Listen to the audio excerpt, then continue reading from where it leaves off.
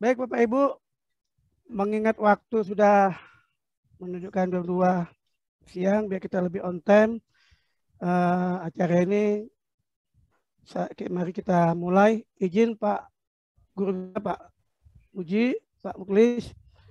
Assalamualaikum warahmatullahi wabarakatuh. Waalaikumsalam warahmatullahi wabarakatuh. Selamat siang, salam sejahtera bagi kita semua. Alhamdulillah, dengan cuaca yang kurang menenangkan ini, dengan cuaca yang hujan seperti ini, mudah-mudahan di tempat lain tidak. Alhamdulillah Allah masih berikan kesehatan kepada kita semua sehingga kita dapat bertemu kembali dalam acara webinar Bapak Muji Santosa Training and Consulting dalam rangka untuk berdiskusi, belajar dan berdiskusi bersama. Salawat dan salam tidak lupa kita aturkan kepada junjungan kita Nabi besar Muhammad sallallahu alaihi wasallam, kepada para keluarga dan para sahabatnya yang telah membawa kita dari alam kegelapan menuju alam terang benderang. Semoga acara pada hari ini diberikan kemudahan, kelancaran, dan kesehatan kepada kita semua. Dan acara ini diberkahi Allah Subhanahu wa taala. Amin. Allahumma amin. Bapak Ibu peserta webinar sekalian, pada hari ini kita akan membahas bersama materi terkait dengan penerapan syarat dan evaluasi RKK pada pekerjaan konstruksi yang akan dilaksanakan pada hari ini Senin tanggal 6 Desember 2021 waktu jam 14 insya Allah sampai dengan selesai. Yang kami hormati Bapak Muji Santosa Training and Consulting, Bapak Profesor Muklis, Bapak Ibu peserta webinar pengadaan pada hari ini. Tak kenal maka tak sayang adalah pantun orang terdahulu. Biar lebih kenal dan lebih sayang, mohon izin saya mengenalkan diri dahulu. Nama saya Muhammad Nasir dari UKPBJ Kota Pangkal Pinang, Provinsi Kepulauan Bangka Belitung. Seperti kita ketahui bersama Bapak Ibu, terkait dengan penerapan syarat dan evaluasi pada pekerjaan konstruksi ini, pentingnya keselamatan konstruksi, yaitu segala kegiatan keteknikan untuk mendukung pekerjaan konstruksi dalam mewujudkan pemenuhan standar, keamanan, keselamatan, kesehatan, dan keberlanjutan yang menjamin keselamatan keteknikan konstruksi, keselamatan dan kesehatan tenaga kerja, keselamatan publik, dan keselamatan lingkungan. Nah, materi ini sekedar gambaran, nanti materi ini akan disampaikan secara lengkap, lugas oleh narasumber kita. Siapa lagi? Beliau narasumber bukan sembarang narasumber. Narasumber berasal dari Pulau Jawa. Bapak Ibu jangan takut dan minder. Bapak Mustafa orangnya baik dan berwibawa. Beliau adalah Japung UKPBJ Sekda Provinsi Jawa Timur, di mana saat ini di daerah beliau masih sedang mengalami musibah. Kita berdoa bersama, menyempatkan waktu sebentar untuk berdoa bersama untuk musibah di daerah Jawa Timur. Marilah kita bersama mengucapkan, membaca doa Al-Fatihah.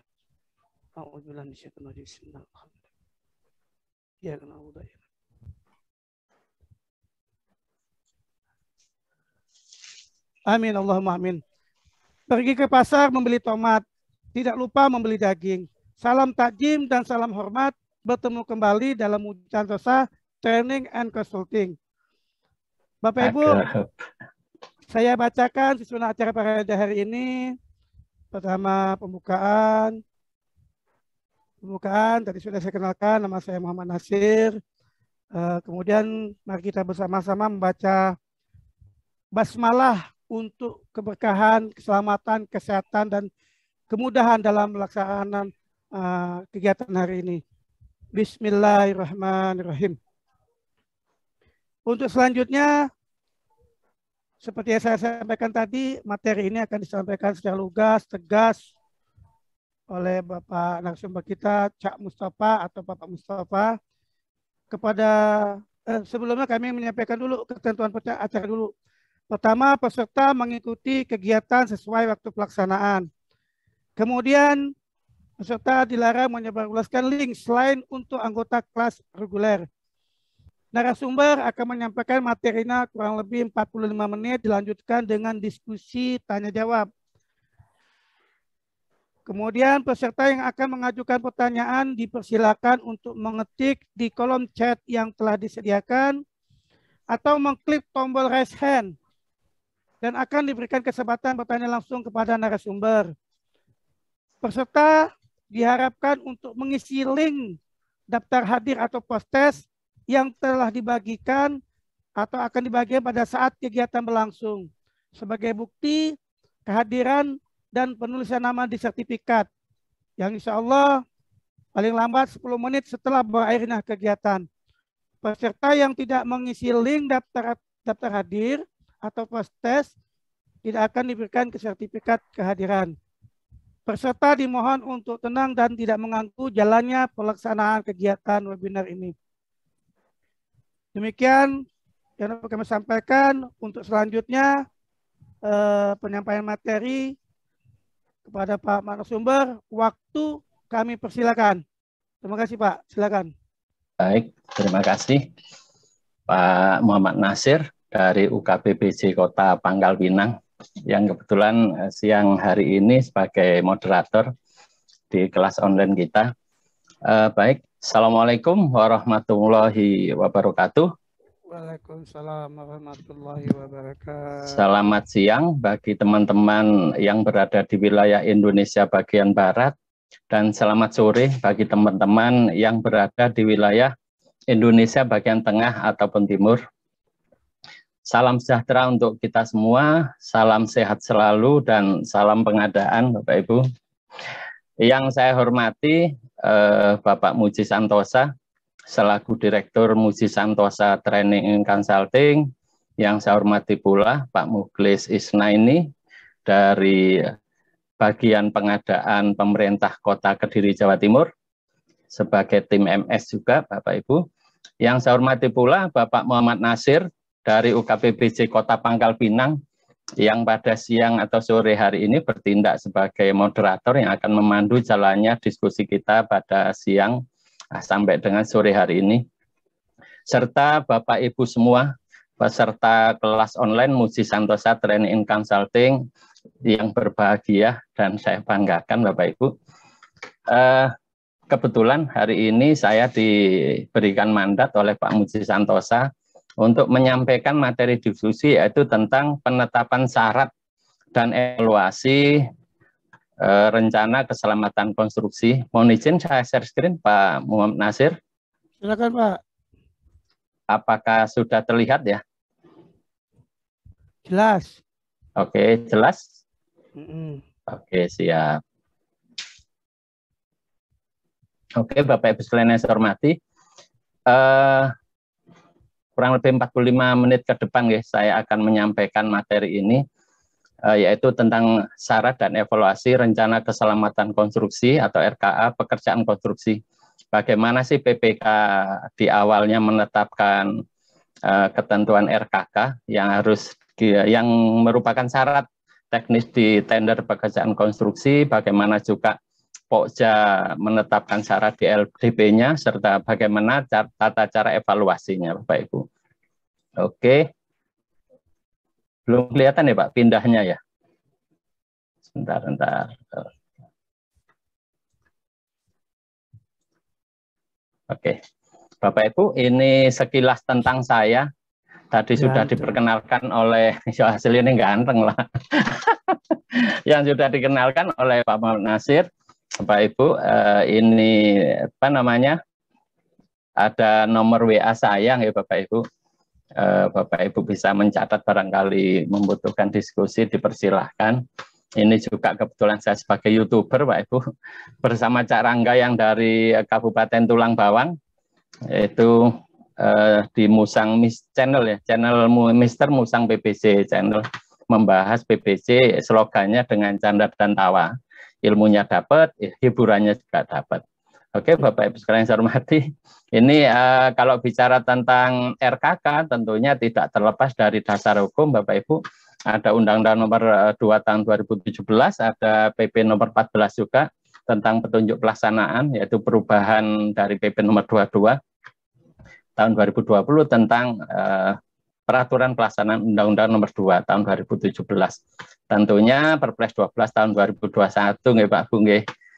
Terus peraturan LKPP nomor 12 tahun 2021 juga tentang yang mengatur pedoman pelaksanaan PBC melalui penyedia, dan yang mengatur secara khusus Pak Bu tentang RKK itu ada di Permen PUPR nomor 10 tahun 2021, yaitu tentang pedoman sistem manajemen keselamatan konstruksi atau SMKK. Oke Pak Bu, karena akan membahas tentang keselamatan konstruksi, tentunya kita harus paham dulu sih tentang apa yang dimaksud keselamatan konstruksi. Tidak apa-apa dikenalkan dulu ya Pak Manasir ya. Iya Pak. Adalah segala kegiatan keteknikan untuk mendukung pekerjaan konstruksi dalam mewujudkan pemenuhan standar keamanan, keselamatan, kesehatan, dan keberlanjutan.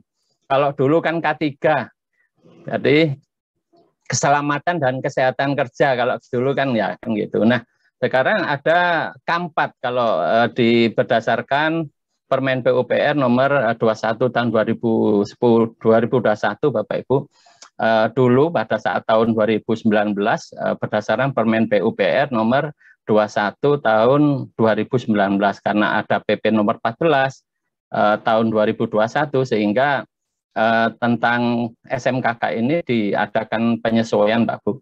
Jadi keempat yang benar yaitu keamanan, keselamatan, kesehatan, dan keberlanjutan yang menjamin keselamatan keteknikan konstruksi, keselamatan dan kesehatan tenaga kerja, keselamatan publik, dan keselamatan lingkungan Pak Bu. Oke, ini tentang apa sih yang dinamakan SMKK. Nah, SMKK adalah bagian dari sistem manajemen pelaksanaan pekerjaan konstruksi untuk menjamin terwujudnya keselamatan konstruksi. Sedangkan RKK yang akan kita bahas khusus pada hari ini yaitu dokumen telaah keselamatan konstruksi yang memuat elemen SMKK yang merupakan satu kesatuan dengan dokumen kontrak. Dokumen RKK merupakan lampiran dari SSKK, sehingga merupakan satu kesatuan dengan dokumen kontrak.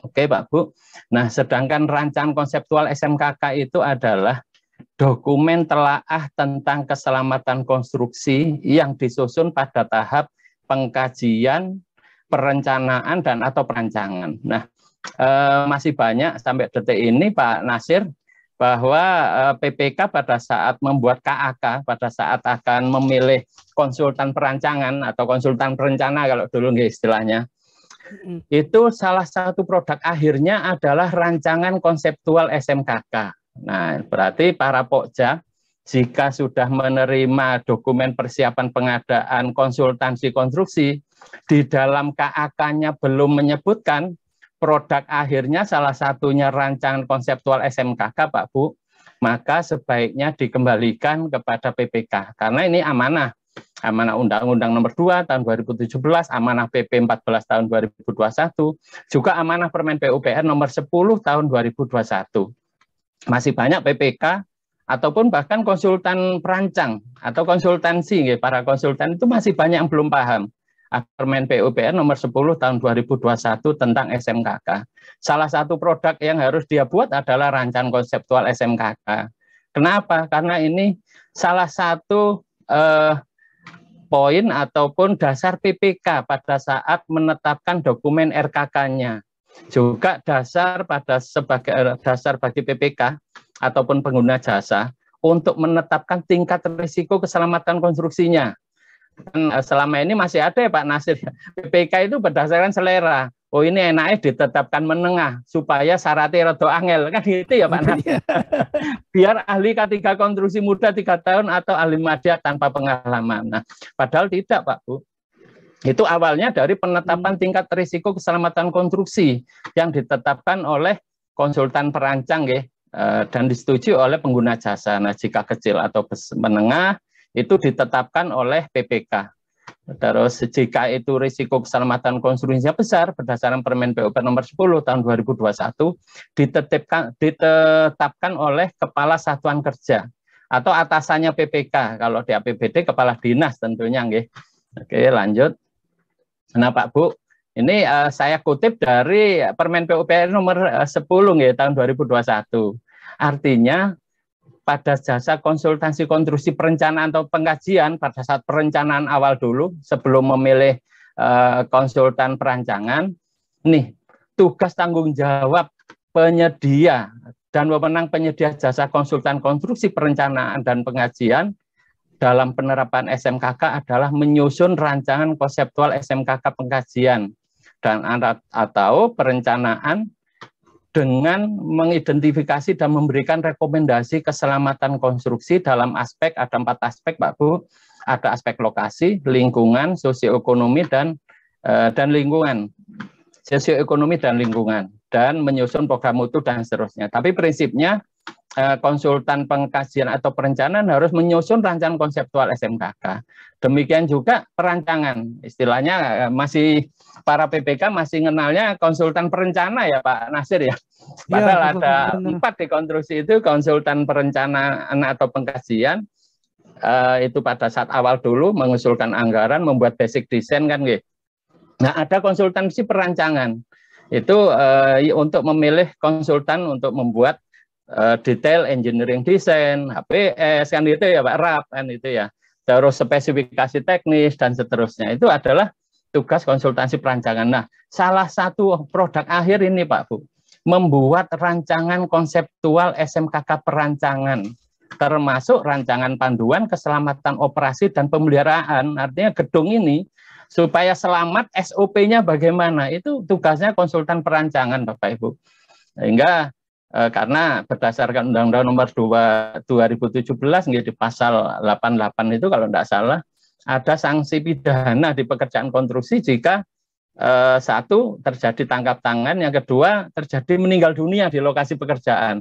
Nah, jika tidak dibuat rancangan konseptual SMKK-nya, terus RKK-nya tidak dibuat juga atau tidak dibuat dengan benar sesuai dengan Permen PUPR atau tidak dikendalikan bahayanya, tidak diidentifikasi, tidak dikendalikan, terjadi kecelakaan meninggal dunia, pidana sanksinya Pak Muhammad Nasir. Itu yang perlu diketahui oleh para PPK. Gitu. Sehingga pada saat memilih konsultansi perancangan Pak Bu, konsultansi konstruksi perancangan, di KAK-nya produk akhirnya salah satunya membuat rancangan konseptual SMKK. Ini saya cuplik dari saya screenshot dari Permen PUPR nomor 10 tahun 2021 ketentuan ini. Nah, terus konstruksi pengawasan atau MK pun demikian. Konsultan pengawasan itu Pak Bu harus membuat RKK konsultansi konstruksi pengawasan. Sehingga kalau Bapak Ibu para Pokja mendapatkan KAK dari PPK di produk akhirnya di dalam KAK belum memuat RKK konsultansi konstruksi pengawasan yang harus dibuat oleh konsultan pengawas, maka sebaiknya dikembalikan Pak Bu. Karena ini salah satu produk wajib yang harus dipenuhi oleh konsultan pengawasan. Demikian juga konsultan manajemen penyelenggaraan konstruksi atau MK. Nah, itu membahas sekilas nggih Pak Nasir nggih, supaya sama-sama sama-sama barangkali masih ada teman-teman yang belum paham. Nah, Pak Bu, terkait RKK tentunya tidak lepas dari IBPRP, yaitu identifikasi bahaya, penilaian risiko, penentuan pengendalian risiko dan peluang. Itu adalah proses mengidentifikasi bahaya, menilai dan mengendalikan risikonya, serta menilai peluangnya. Bagaimana mengendalikan sampai ketemu sisa risiko, mulai awalnya risikonya besar, setelah dikendalikan bisa jadi risikonya menjadi kecil. Karena ini kan bahaya Pak Nasir, awalnya gedungnya bagus, ternyata tidak dikendalikan risikonya atau bahayanya, maka bisa terjadi seperti ini Pak. ambruk seperti ini nggih.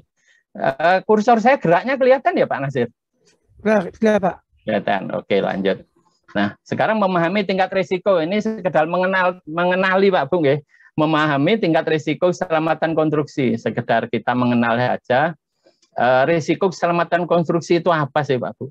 Adalah risiko konstruksi yang memenuhi satu atau lebih kriteria, ini kalau salah ketik nggih. Kriteria berupa besaran risiko pekerjaan, nilai kontrak, jumlah tenaga kerja, jenis alat berat yang digunakan, dan tingkatan penerapan teknologi yang digunakan. Ini secara umum nggih, penetapannya seperti ini Pak Bu. Nah, ada kecil, ada sedang, ada besar. Ini penetapan secara umum, nanti saya jelaskan nggih. Nah, penilaian risiko keselamatan konstruksi itu apa sih? Adalah perhitungan besaran potensi berdasarkan kemungkinan adanya kejadian yang berdampak terhadap kerugian atas konstruksi jiwa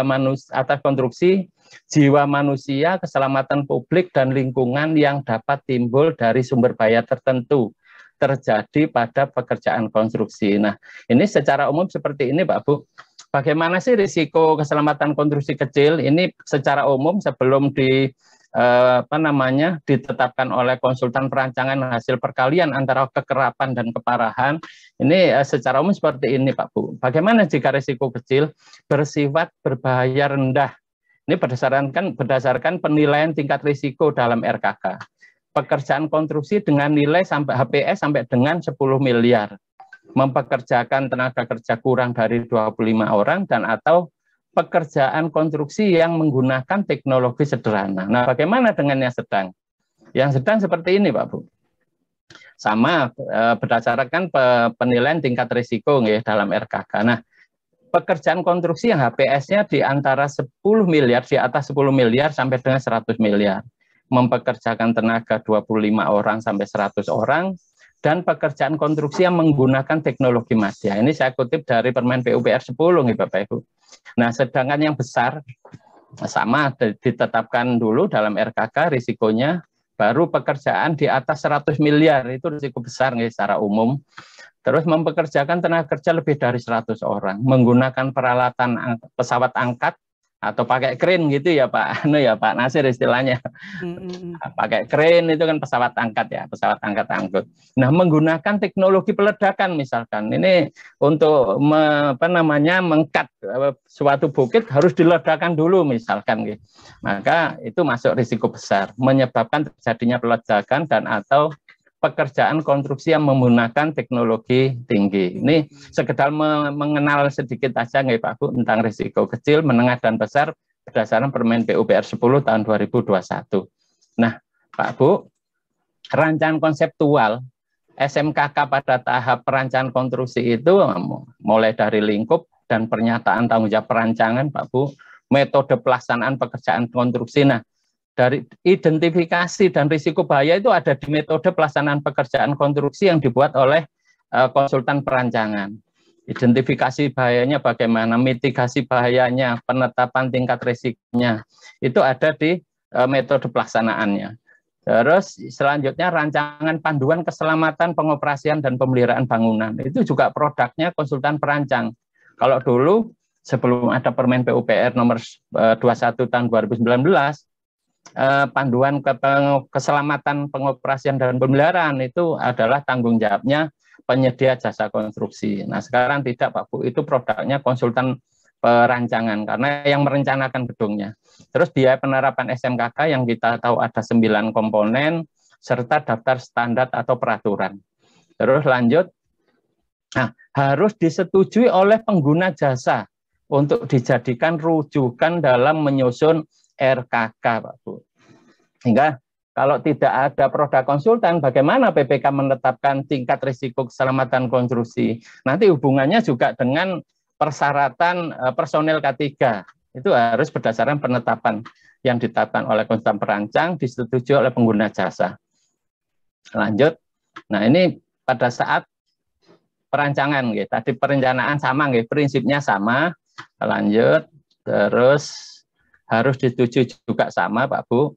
Nah, ini hanya sekedar Pak Nasir, Seperti apa sih produknya? Ini covernya aja nggih, yang kami tunjuk, tidak akan membahas ke sini. Nanti kedalamannya di RKK. Ini contoh covernya seperti ini, disusun oleh penyedianya, dibuat oleh penyedia jasa konsultan, penyedia jasa konsultansi konstruksi, disetujui oleh pengguna jasa. Oke, lanjut. Nah, ini contoh saja nggih, seperti ini bentuknya. Tapi kedalamannya banyak Pak Bu. Saya hanya membahas tentang identifikasinya. Di dalam daftar isinya ada identifikasi bahaya, mitigasi bahaya, dan penetapan tingkat risiko pekerjaannya. Dari sinilah awal mula PPK menetapkan satu uraian pekerjaan yang memiliki tingkat risiko paling besar untuk dituangkan di dalam dokumen RKK. Masih ada PPK yang berdasarkan selera Pak Nasir. Setelah saya tanya pada saat menyampaikan dokumen persiapan pengadaan, ini kok mensyaratkan ahli madya 3 tahun atau ahli utama tanpa pengalaman. Penetapan tingkat risikonya seperti apa? Ternyata nggak tahu, Pak. Berarti kan berdasarkan selera kan gitu ya, padahal nggak boleh. Nanti ada daftar pekerjaan yang tingkat risiko kecil, sedang, menengah atau besar, gitu. Itu ditetapkan di Permen PU, yang ada beberapa yang sudah ditetapkan. Ini penetapannya, Pak Bu. Ini salah satu contoh saja, nggih, bukan sebenarnya nama paketnya, nilai apa, penilaian perancangannya, harga penilaiannya, terus di mana lokasinya. Nah, ini salah satu contoh penetapannya sedang ditandatangani oleh direktur dari PT Pola Data dan seterusnya, seperti itu. Nanti disetujui oleh pengguna jasa. Nah, ini seperti apa sih penetapan tingkat risiko keselamatan konstruksi hasil perkalian antara keparahan dan kekerapan. Tapi Pak Bu, tingkat risiko dimaksud adalah risiko keselamatan konstruksi untuk menentukan kebutuhan ahli keselamatan atau ahli K3 konstruksi dan atau petugas keselamatan konstruksi. Tidak untuk menentukan nggak jalan deh. Loh, oh sampai masih di halaman berapa? Pak Nasir, rancangan konseptual, Pak. Konstruksi. Oke, saya ganti yang pakai anu aja deh ya. Iya. Yang pakai PowerPoint aja deh. Oke, memang begitu. Ini gangguan goib namanya Pak Muklis. Alasnya ombol cari Pak Muklis. Sebentar ya, tak cari. Oke. Gak diinfo itu Mbak Pak Anu. Saya pikir di ini. 18. Sebentar. Apa ini sudah tampak ya? Sudah tampak? Halaman pertama itu Pak. Oke. Pertama. Saya cari ke halaman yang saya bahas tadi. Sini. Sampai penetapan tingkat risiko ya? Betul. Ya ini nih penetapan risiko ya. Di halaman 23. Saya 23. Ganti tampilannya full. Sebentar. Full screen mode. Oke, kelihatan Pak? Sip. Coba di maju mundur lagi. Coba maju mundur lagi. Iku lagune anu, lagu dangdut maju mundur. Ini mundur. Wah, wis ketok. Ini maju. Wah, wis. Oke. Mantap, lanjut guys. Oke, siap. Penetapan tingkat risiko Pak Bu adalah berdasarkan perkalian antara keparahan dan kekerapan gitu. Seringnya atau keparahan yang diakibatkan. Salah satu contoh misalkan kekerapannya 2, ternyata keparahannya menurut penilaian konsultan perancangan ternyata 4. Maka ketemulah 8. Kalau 8, 5 sampai 12 itu tingkat risikonya sedang. Kalau yang warna hijau Pak Bu, ini tingkat risiko kecil 1 sampai 4, sedangkan 15 sampai 25 adalah besar. Nah, di Permen PUPR ini ada keterangan seperti ini Pak Nasir. Risiko yang dimaksud adalah risiko keselamatan konstruksi untuk menentukan kebutuhan ahli keselamatan, ahli K3 konstruksi dan atau petugas keselamatan konstruksi. Tidak untuk menentukan kompleksitas atau segmentasi pasar jasa konstruksi. Artinya jika bisa jadi artinya bahwa kualifikasi kecil risikonya sedang bisa jadi berdasarkan penilaian tingkat risiko keselamatan konstruksinya. Tidak serta-merta bahwa kualifikasi kecil, risikonya kecil, tidak seperti itu. Oke, lanjut. Nah, Pak Bu, ini salah satu penetapan tingkat risiko. Saya kutip dari Permen PUPR. Nih. Di lampiran J Bapak Ibu, itu ada ada tata cara penetapan tingkat risiko keselamatan konstruksi. Di huruf J2 ini sudah ada jika besar ini.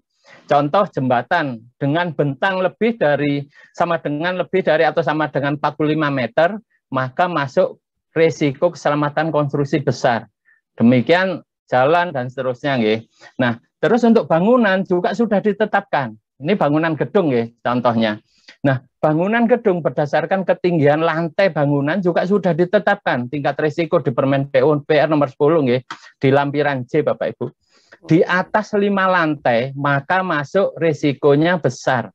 Sampai dengan 5 lantai risikonya sedang, tapi 1 sampai dengan 2 lantai risikonya kecil. Artinya jika 2 di atas 2 sampai 5 berarti kan sedang gitu ya Pak Nasir ya. Ini salah satu contoh ya Pak. Nanti di materi sudah saya sampaikan, monggo ini sudah ditetapkan. Artinya jika gedungnya hanya 1 atau 2 lantai, berarti menurut Permen PUPR 10 itu enggak bisa besar, hanya kecil kan gitu ya Pak Nasir ya.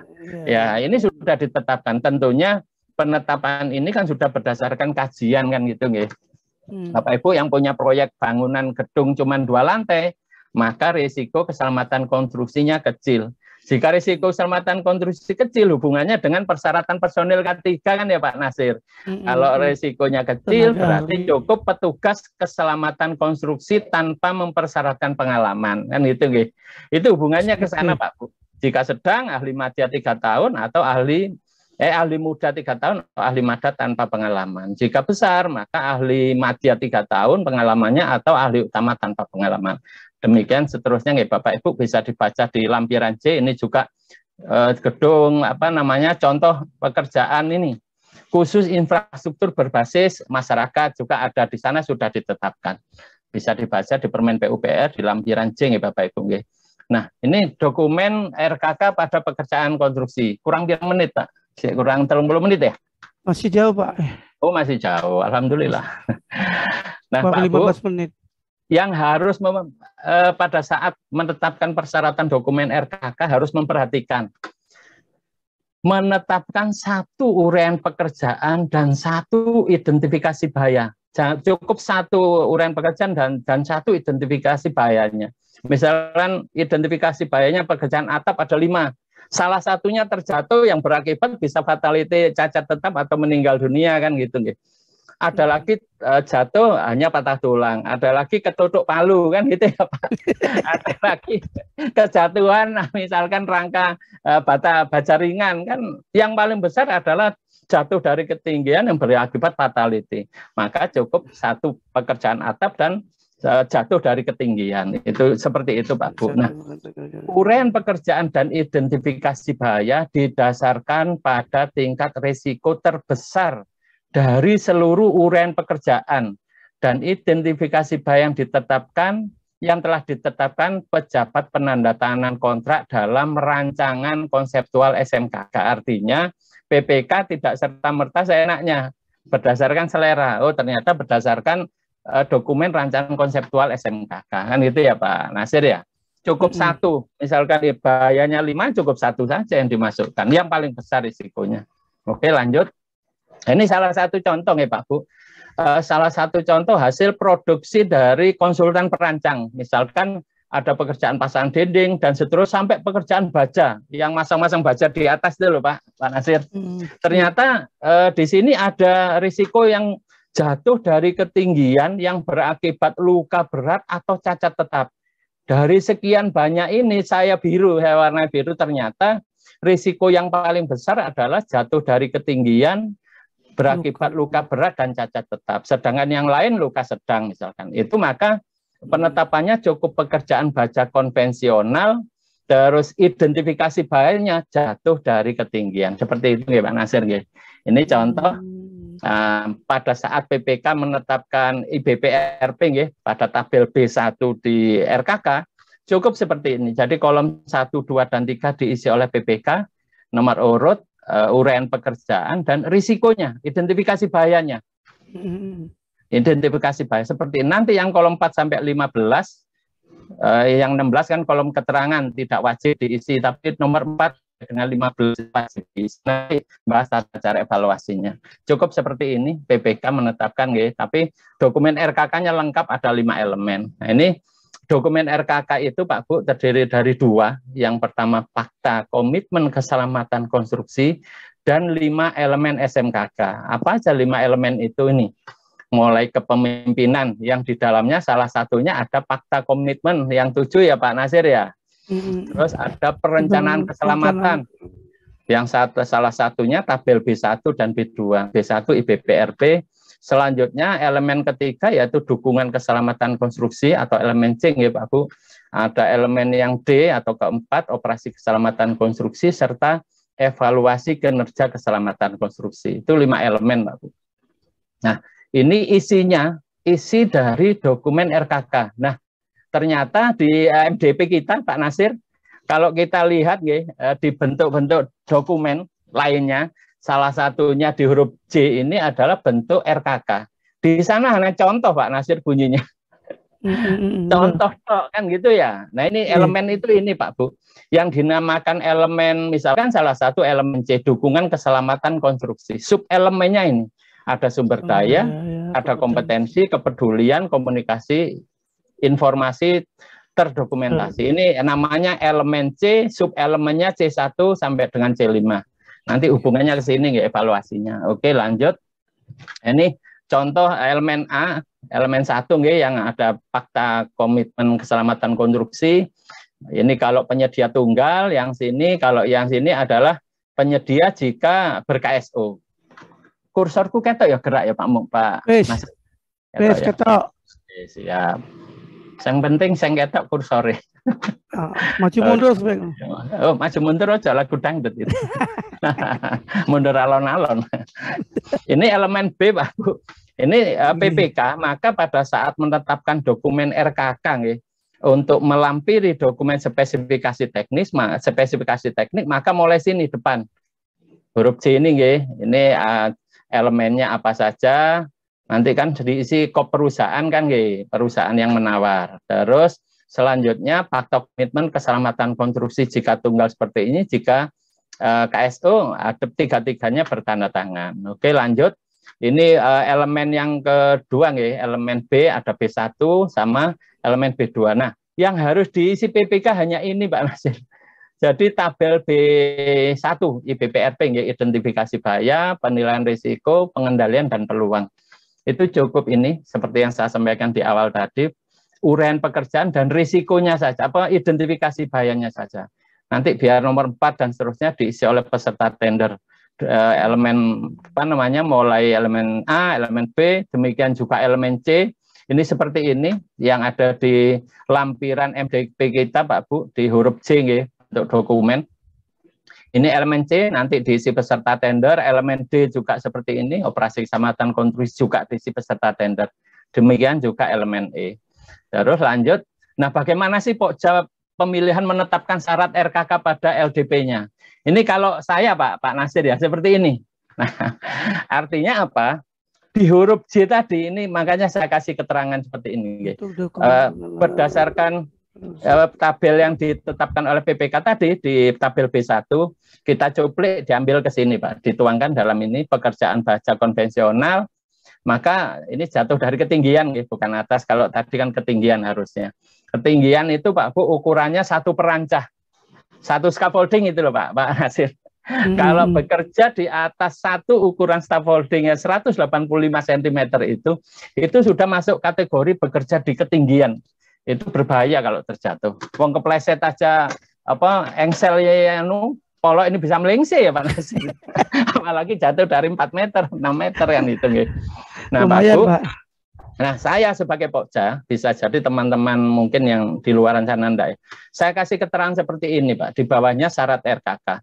Bentuk dokumen RKK yang ditawarkan harus sesuai dengan lampiran dokumen pemilihan bab 6 bentuk dokumen penawaran huruf J, bentuk dokumen rencana keselamatan kerja, keselamatan konstruksi ini seharusnya itu saya kasih keterangan seperti ini. Teman-teman boleh tidak sepakat, tapi saya kasih seperti ini ini sebagai apa? Warning kepada penyedia, oh ternyata dokumen RKK saya harus sesuai lampiran di huruf J loh, kan gitu ya Pak Nasir.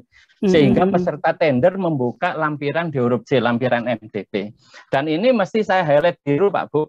Syarat-syarat apapun yang kita tetapkan itu pasti saya highlight biru, ini salah satu contohnya. Supaya apa? Menjadi perhatian peserta tender. Bukan jebakan Batman ya Pak Nasir ya. Ini sebagai apa kami bahasa Medurone di highlight lah kan gitu ya. Oke, nah sekarang evaluasinya. Evaluasinya tentunya Pak Bu harus 5 elemen. Terus ada fakta komitmen yang ditandatangani oleh pimpinan tertinggi perusahaan penyedia jasa. Jika yang ditawarkan hanya satu elemen fakta komitmen yang di elemen A ini, maka dinyatakan gugur karena elemen 2 sampai 5 tidak ada kan gitu ya Pak Nasir. Kalau peserta tender itu smart, pokoknya kabeh diisi, wong substansi kebenarannya kan tidak dievaluasi kan gitu ya Pak Nasir. Nah, tapi masih ada, kemarin saya tender terakhir itu masih ada 2 penyedia yang gugur. Hanya menyampaikan 2 elemen dia, hanya fakta komitmen sama IBPRP. Elemen ketiga, 4, 5 ini tidak ada, maka ya gugur teknis, gugurnya di RKK. Oke, lanjut nih ketentuannya Pak Bu. Kepemimpinan dan partisipasi pekerja. Ini fakta komitmen nggih. Mencantumkan 7 pernyataan komitmen keselamatan konstruksi ini. Ini dilampirkan, harus dilampirkan. Nama paket pekerjaan sesuai dengan nama paket yang ditenderkan. Sehingga jika ternyata nama paketnya copy paste dari paket yang lain, maka kan gugur kan gitu ya Pak Nasir. Karena ketentuan di MDP begini Pak Bu, di KP. Di KP begini. Terus fakta komitmen yang belum ditandatangani oleh pimpinan tertinggi perusahaan penyedia jasa tidak menggugurkan. Artinya walaupun tidak ditandatangani, tidak menggugurkan. Hanya pada saat rapat persiapan penandatanganan kontrak, nanti penyedia menyerahkan atau peserta tender yang ditetapkan pemenang, menyerahkan dokumen RKK yang sudah ditandatangani oleh peserta tender, pimpinan tertingginya di fakta komitmen. Karena ada nomor 7 ini yang terpenting Pak Nasir. Walaupun peserta tender itu dari 9 komponen biaya penerapan SMKK hanya menangkan 5 kan boleh Pak. Boleh ya. Yang 4 kosong boleh, enggak gugur, tapi jangan salah. Memenuhi 9 komponen biaya penerapan SMKK. Di nomor 7 sudah penegasan itu, tanda tangan dia. Sehingga 9-9-nya harus dilaksanakan. Jika 0 kan gugur, 0 semua. Tapi kalau ada 1-2 yang diisi, yang lain tidak, enggak gugur. Tapi harus ada ini Pak, jangan salah ada pernyataan yang nomor 7. Nah, ini tidak menggugurkan nih. Nah, kesalahan nama pemilihan tidak menggugurkan. Kesalahan pihak yang bertanda tangan tidak menggugurkan. Mestinya direkturnya Mustafa misalkan. Ternyata di situ tertulis tanda tangannya Pak Nasir, direktur. Itu tidak menggugurkan Pak Bu. Karena di IKP sudah ada ketentuan begitu nggih. Terus bagaimana sih evaluasi terkait tabel B atau elemen B, elemen kedua tentang perencanaan keselamatan konstruksi. Peserta dinyatakan memenuhi jika apabila menyampaikan tabel B1 dan tabel B2. Ketata caranya, evaluasinya, kolom uraian pekerjaan dan identifikasi bahaya diisi sesuai yang disyaratkan di LDP. Maka kayak tadi Pak Nasir, jika uraian pekerjaannya pekerjaan baja konvensional, identifikasi bahayanya jatuh dari ketinggian, maka itu yang harus sesuai. Kan itu ya Pak, tabel B1. Yang lain pokok diisi. Benar salah, substansinya tidak dinilai. Kolom lain telah diisi kecuali kolom keterangan. Kebenaran Ian tidak dievaluasi. Apabila hanya menyampaikan tabel yang kosong atau kopas dokumen pemilihan, ya maka dianggap tidak ada kan gitu Pak Nasir. Karena kolom 4 sampai kolom 15 tidak diisi, padahal kan tinggal ngisi Pak ini seperti ini. Di awur pun nggak masalah, kan sudah memenuhi. Nah, peserta yang smart itu ya begitu. Pokok tak isi dulu lah kan gitu ya. Oke, lanjut.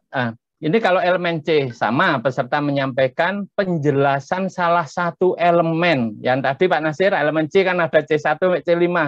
Peserta menyampaikan penjelasan salah satu subelemen dari elemen dukungan keselamatan konstruksi atau menyampaikan tabel jadwal program komunikasi yang telah diisi seperti ini.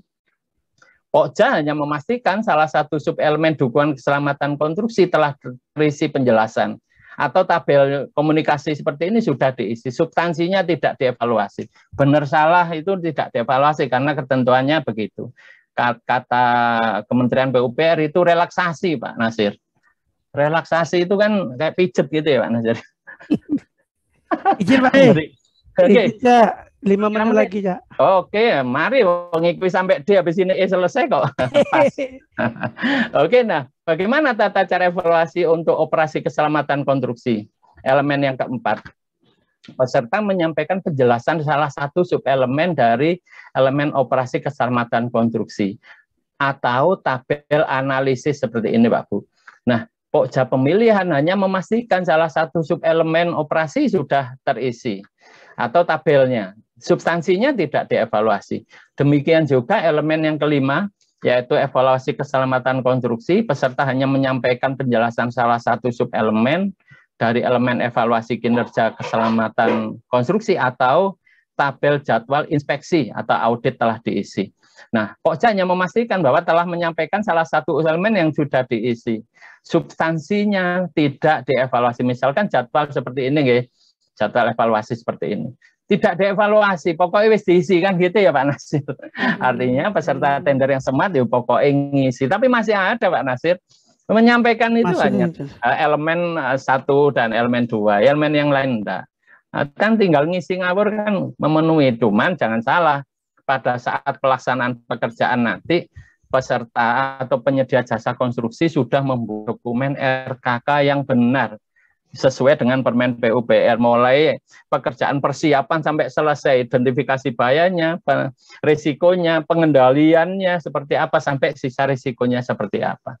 Oke, nah ini Pak Bu, sekian dan terima kasih. Ini foto ganteng saya pada saat bersama Pak Kasman ini. Pada saat melencer di mana ya Pak Kasman? Di Bukit Jedih, di Tangkalan, di Bukit Kapur. Itu Pak Bu yang bisa saya sampaikan. Terima kasih, semoga bermanfaat. Kita lanjutkan dengan diskusi. Saya kembalikan kepada Pak Muhammad Nasir. Silakan Pak Muhammad Nasir. Mantap. Tepuk tangan dulu buat narasumber kita, Wong Ganteng. Oh iyalah, aku tuh tepuk tangan. Tengok sih, nggak ada ganteng. Tepuk tangan dulu buat narasumber kita, reaction, buat di silakan secara online.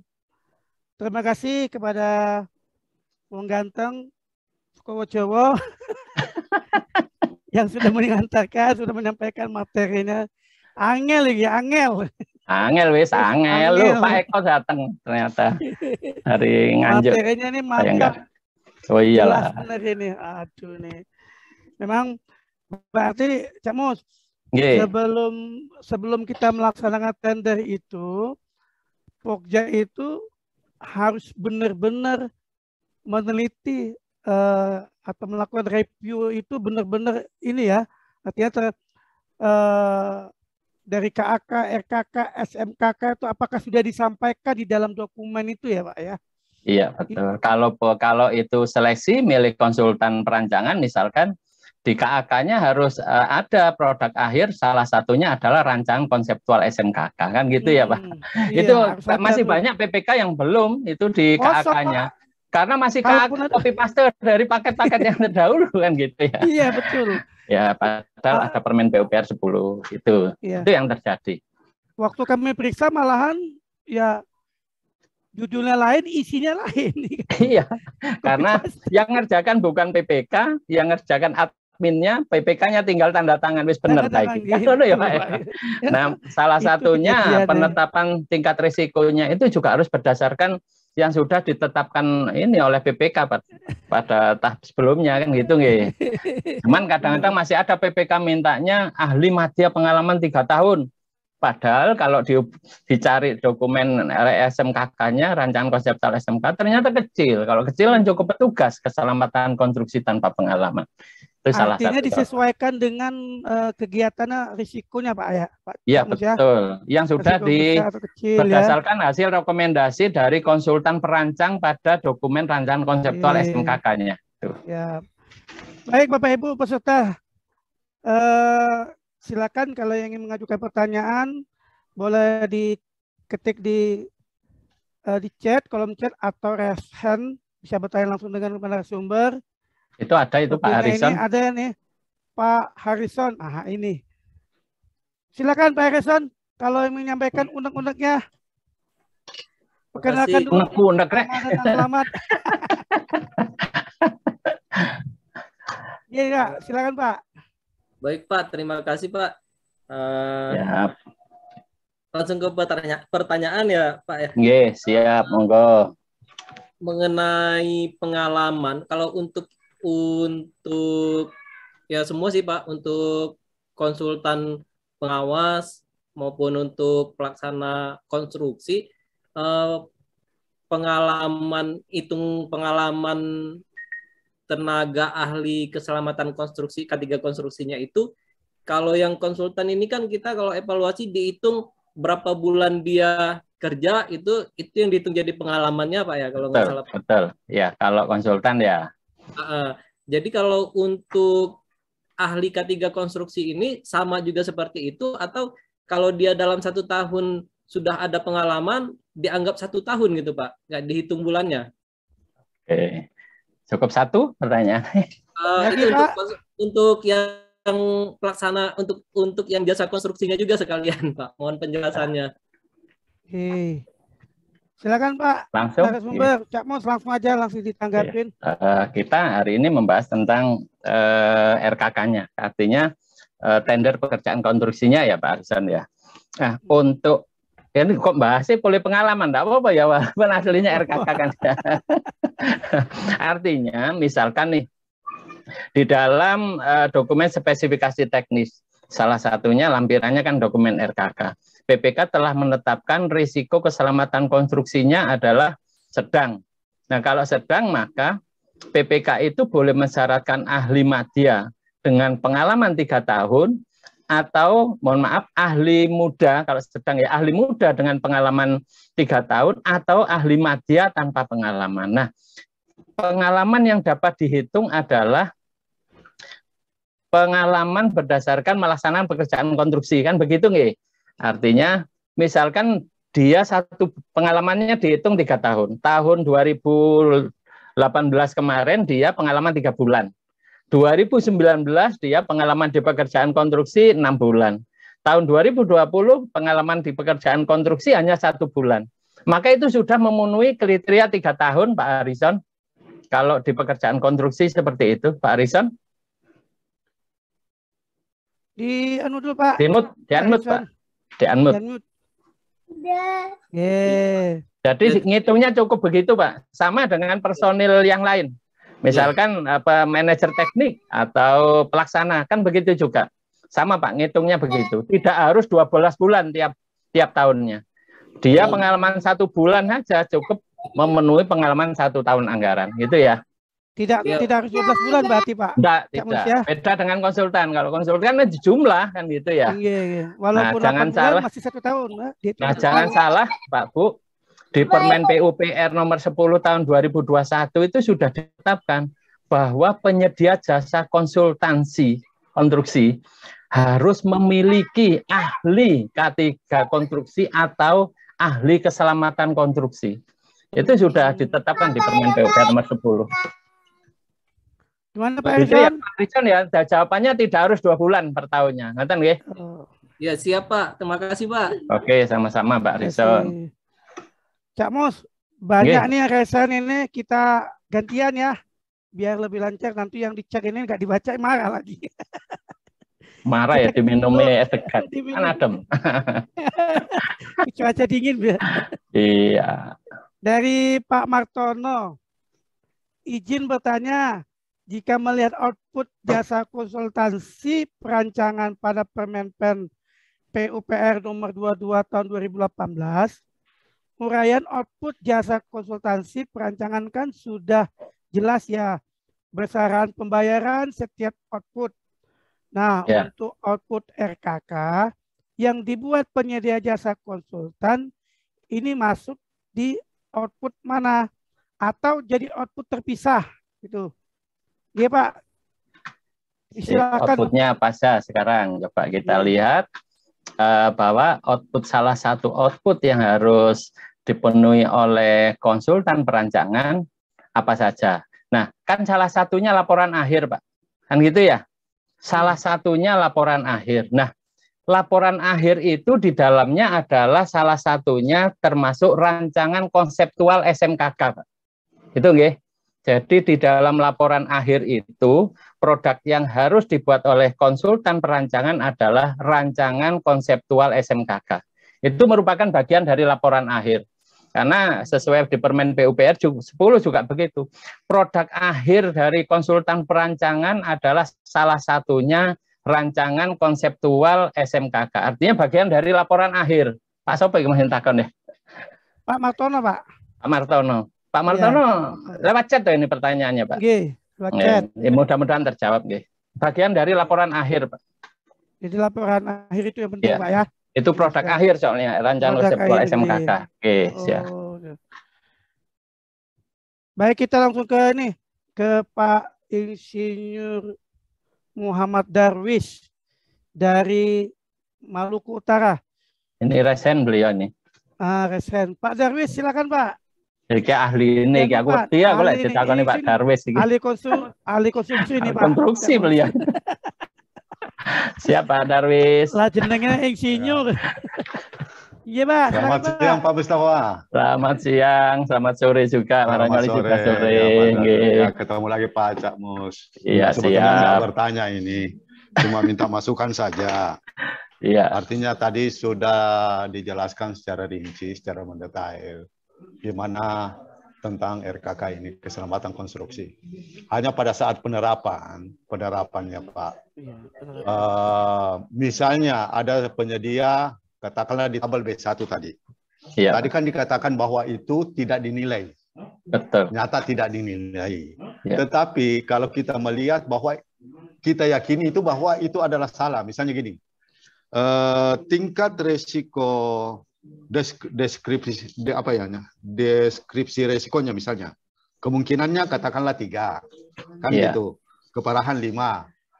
Otomatis kan hasil kali 3 kali 5 mengakibatkan nilai risiko 15. 15 berarti masuk sedang. Masuk ya, sedang. 3 kali 5. Ya. Ya, tapi di situ kan misalnya 3, 5 ada yang jumlah kan nggak dikali kayak di tabel B1 itu. Ya. Yang punya itu 8. Itu kan salah. Betul. Nah, apakah itu juga itu dikatakan tidak dinilai tapi diloloskan begitu saja. Tapi kan sudah nyata ada tabelnya. 3 dikali 5 harusnya kan 15. Jika kita melihat 15 itu tingkat risikonya otomatis masuk ke besar. Kan kalau dia matriks 5 kali 5 kan paling besarnya kan 25. Betul. Ya kan gitu Pak Musta. Artinya ini saja kita sharing. Tapi memang sudah jelas dikatakan bahwa kita tidak perlu lagi menilai. Tapi meyakininya, masa perkalian aja misalnya 3, 5, kok jadinya 8. Coba Pak Mustafa melihat di tabel B1 tadi. Oke, sebentar. Saya share ya. Mohon izin ya. Share ya. Oke.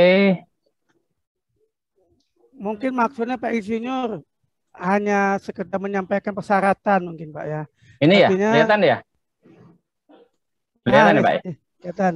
Ya, di tabel B1-nya Pak. Oh, tabel B1. Oke, misalkan ini tabel B1. Sebentar. Ini ya? Coba. Udah tampil? Ya, identifikasi ada tabel B1 di atas Pak, yang ada nilainya. 35 di atas kalau kan nggak salah ya. Tadi sih agak saya kecepatan juga di atas kali ya. Tata cara evaluasi Pak. Oh, tata cara evaluasi. Oke.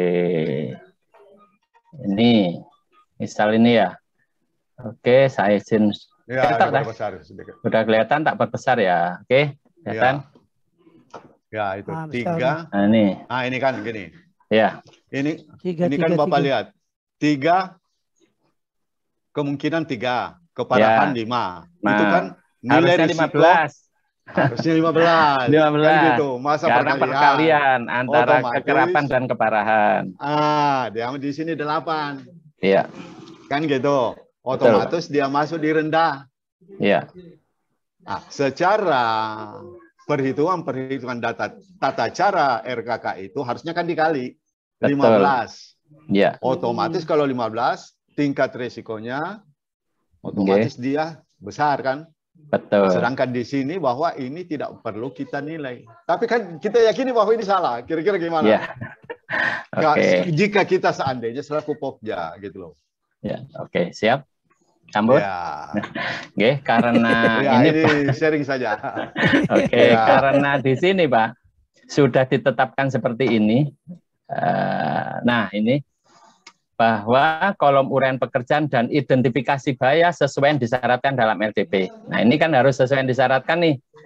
Kolom uraian pekerjaan, pemasangan contoh tiang beton pipa, pipa beton.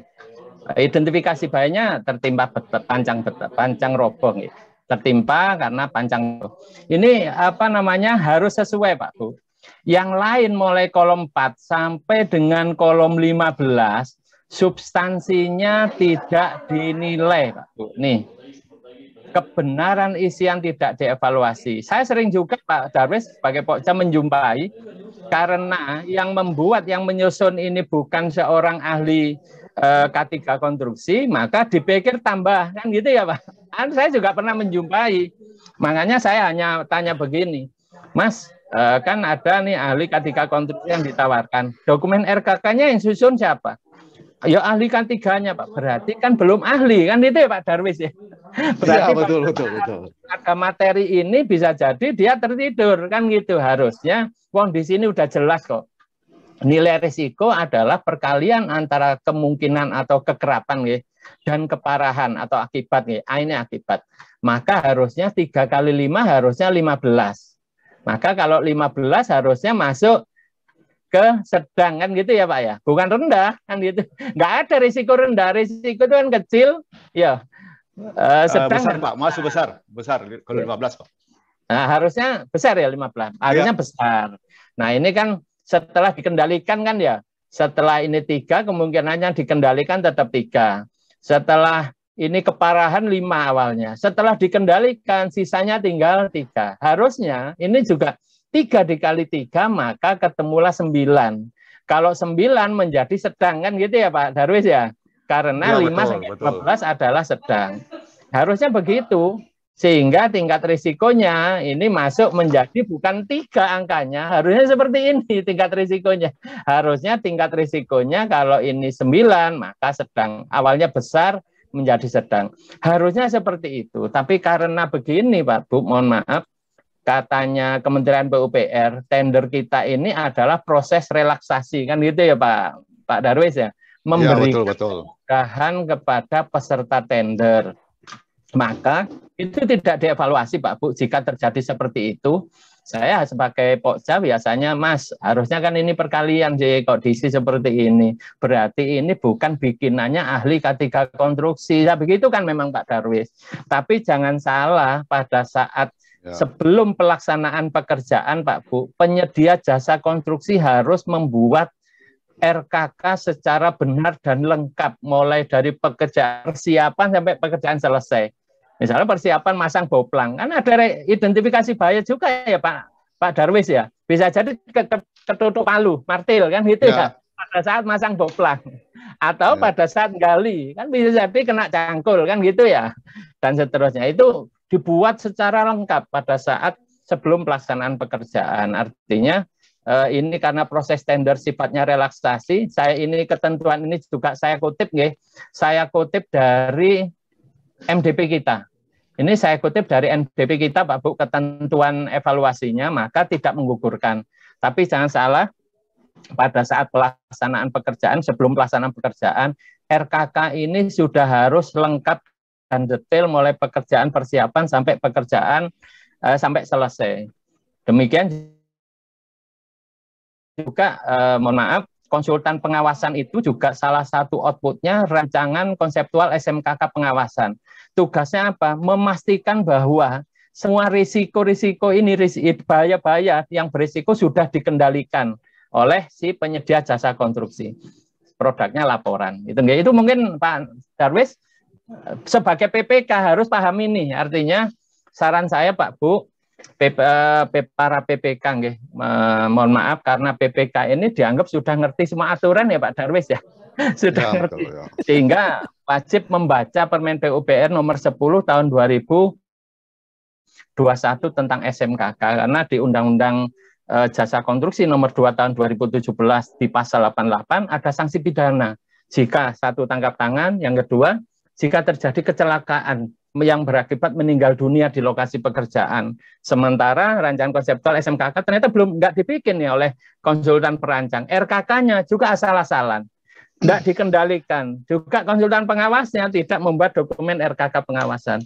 Tidak diawasi, tidak dikendalikan, maka jika terjadi sanksinya pidana. Itu yang perlu dipahami Pak Bu, para PPK. Mungkin mudah-mudahan menjawab ya Pak Darwis ya.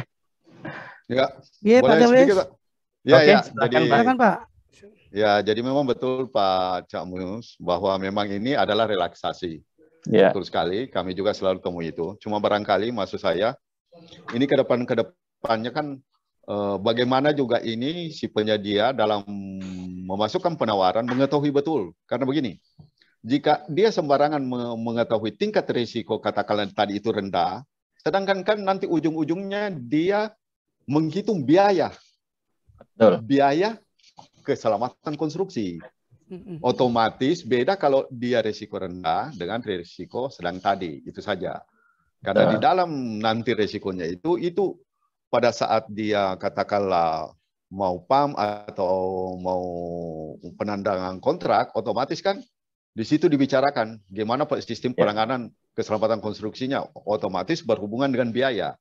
Sehingga kami juga di sini selalu jadi pokja, walaupun itu dia relaksasi oke saja, kami selalu meminta ke PPK untuk membuat suatu rekap biaya keselamatan konstruksi di lapangan, karena dia lebih mengetahui. Entah itu dia risiko sedang, risiko besar, atau kecil, tetapi harus kan ada biayanya. Ya, 7 elemen itu saja barangkali. Tapi memang juga betul Pak Paca, itu karena relaksasi tadi ya. Relaksasi tadi kita tidak melakukan ini. Yang penting ada mengidentifikasi, ada yang ini. Tapi itulah artinya ini untuk bahan diskusi kita ke depannya. Bagaimana untuk jangan dibiarkan terus bahwa itu adalah relaksasi, tapi betul-betul penyedia bisa mengetahui. Ya, itu saya barangkali Paca. Oke, siap. Terima kasih banyak. Ya, makasih Pak Darwis. Sepakat saya sama Pak Darwis, Pak Nasir. Harusnya evaluasinya tidak begitu. Seperti Permen PUPR 7 dulu kan dievaluasi betul ya Pak Darwis ya. Ternyata berdasarkan Permen PUPR, mulai Permen PUPR 14 sampai ke Perlem 12 nggih, ternyata sifatnya relaksasi. Tapi betul apa kata Pak Darwis, penyedia boleh di biaya penerapan itu hanya menawarkan 4 atau 2 dari 9, nggak gugur ya Pak, dari 9 komponen biaya penerapan SMKK. Tapi jangan salah, pada saat pelaksanaan pekerjaan harus melaksanakan semuanya. Nah, yang perlu dipahami juga Pak Bu, di biaya penerapan SMKK itu nggih, di dukungan keselamatan konstruksi kan ada di rancangan tadi DRKK nggih. Nah, kadang-kadang konsultan tidak ngitung Pak Darwis bahwa dukungan keselamatan konstruksi itu contoh pekerja mulai dari tenaga ahli, tenaga pelaksana, sampai mandor, kepala tukang sampai pekerja Pak Darwis nggih. Jumlahnya misalkan ketemunya 100 di pekerjaan konstruksi itu, maka sebetulnya PPK pada APS-nya harus menetapkan berarti safety helmnya kan 100 biji Pak. Ya Pak Darwis ya. Harusnya kan begitu. Nah, ternyata kan kenyataannya enggak. Coba Bapak Ibu para pokja cek HPS-nya PPK. Resikonya sedang, pekerjanya banyak nih. Ternyata jumlah safety helm yang ditulis di HPS hanya 5 atau 10. Padahal itu harus disesuaikan dengan jumlah pekerja itu masuk ke dalam komponen atau elemen dukungan keselamatan konstruksi. Lek pekerjaan swida, ya safety helmnya kudune ya swida atau 60 ya Pak Darwis ya. Tapi PPK kan enggak, asal aja kan gitu. Padahal ada akibat Pak Bu, sanksi pidana jika terjadi fatality meninggal dunia di lokasi pekerjaan konstruksi jika tadi rancangan konseptual SMKK ya nggak dibuat, RKK-nya asal-asalan, tidak dikendalikan juga ya Pak Darwis nih. Konsultan pengawasnya pun begitu, tidak mengawasi pengendalian risiko-risikonya, yaitu pidana maka. Para PPK juga mau saran saya sama-sama membaca Permen PUPR nomor 10 tahun 2021. Semuanya diatur di sana, termasuk contoh-contoh laporannya seperti apa. contoh-contoh dokumen rancangan konseptual ada semua, tinggal ngisi kok. Oke, mungkin itu Pak Darwis, monggo dilanjut Pak Nasir. Memang benar Pak. Jadi artinya relaksasi Pak Darwis ya, relaksasi artinya disesuaikan dengan LDP, kemudian perhitungan risiko juga harus diperjelas, jangan sampai risiko rendah nanti atau risiko di lapangan tinggi. Mungkin itu Pak Darwis ya. Ya betul. Soalnya PPK-nya berdasarkan seleranya pribadi, Pak. Iya. Enaknya apa ya? Padahal itu harus sudah produknya konsultan perancang sudah ditetapkan, disetujui oleh pengguna jasa. Oke, monggo dilanjut Pak. Kita lanjut Nasir. Pak ke Pak Sarifudin, mau ganteng ki kacamatanya tuh. Wes, ya mantap Pak. Silakan Pak, diunmute Pak. Pak Sarifudin. Ya. Oke, perkenalkan diri dulu Pak. dong. Iya. Nama dan alamat Pak, nomor HP Pak, status. Terus bojo pisan. Acur. Oke, monggo Pak. Oke. Ya, Assalamualaikum Pak Nasir. Waalaikumsalam. Iya, mohon izin ini sharing-sharing saja Pak, enggak bertanya lah mungkin sifatnya ini Pak.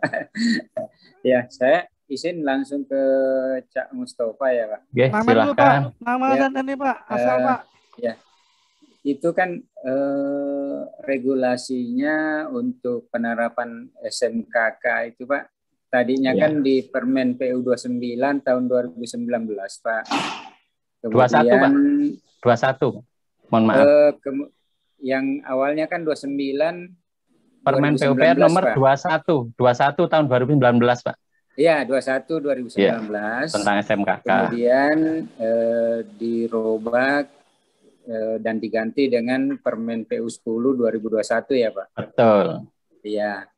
Nah, cuman kalau saya lihat di NDP yang terbit itu, Pak, masih menggunakan Permen PU 21 2019, Pak. Betul. Baik yang sub-elemennya itu, jumlah sub-elemen, kemudian tabel-tabel IBPRP-nya masih menggunakan Permen PU 21. Ya. Itu kira-kira apa anunya ya Pak? Dasarnya padahal kan di Permen PU 21 itu kan sudah dicabut karena sudah ada penggantinya. Ya. Padahal antara lahirnya Permen PU 21 dengan model MDP kan lebih terbaru MDP itu Pak ya. Tapi kok mengacunya ke permen yang sudah dicabut. Nah, itu yang sekedar sharing-sharing Pak. Ya, terima kasih Pak. Assalamualaikum warahmatullahi wabarakatuh. Waalaikumsalam warahmatullahi wabarakatuh. Mohon izin Pak Sarifudin. Pak Sarifudin. Mantap pertanyaan Pak. Ini artinya Iya betul. Kok sudah dirubah masih format lama Pak ya? Masih format lama kan gitu ya. Padahal yang sudah dirubah tuh. Betul. Gimana Kak Mus? Yang perlu dipahami Pak Bu, Permen PUPR nomor 21 tahun 2019 kalau tidak salah terbit bulan Mei ya Pak Sarifudin ya, tidak salah ya. Nanti saya cek.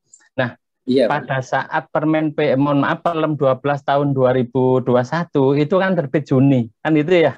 Terbit tanggal 2 Juni. Nah, proses penyusunannya kan kurang lebih 3 bulan itu. Kan itu ya, Pak?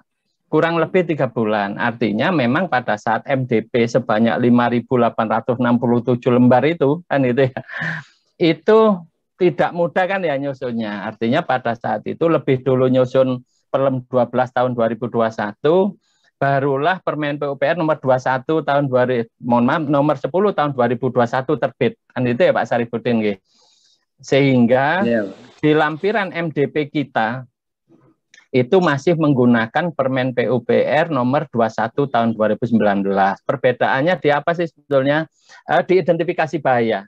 Kalau sudah masuk ke tabel identifikasi bahaya, kalau di Permen PUPR nomor 21, itu kan dipisahkan, kan gitu ya Pak Nasir, Pak Sarifudin, mulai pekerja, terus peralatan, terus material sama lingkungan, artinya sudah dipilah-pilah. Tapi kalau di Permen PUPR nomor 21 tahun 2019 yang merupakan lampiran MDP kita, identifikasi bahayanya itu campur.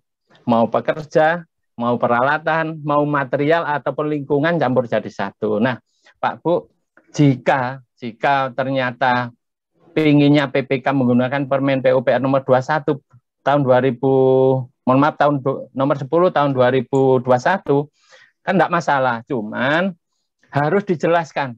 Di dokumen pemilihan juga dijelaskan. Berarti di lampiran huruf C kan berubah kan itu ya Pak Sarifudin nggih.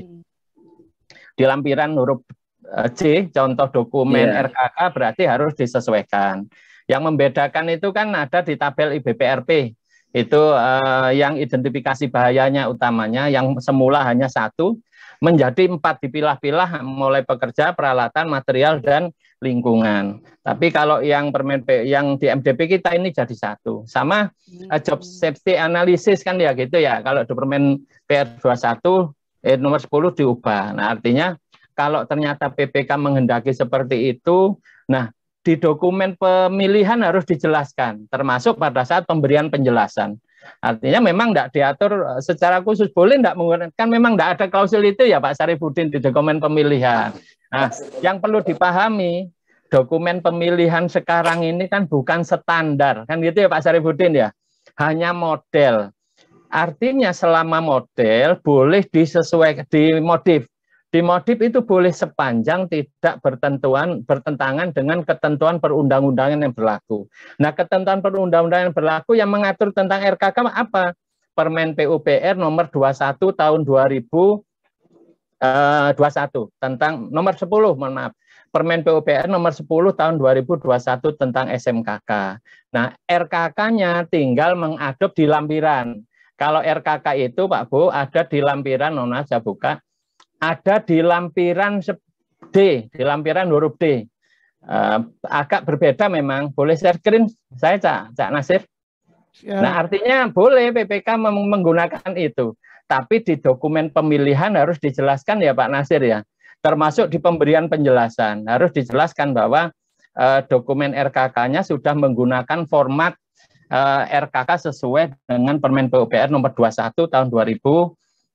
Nomor 10 tahun 2021.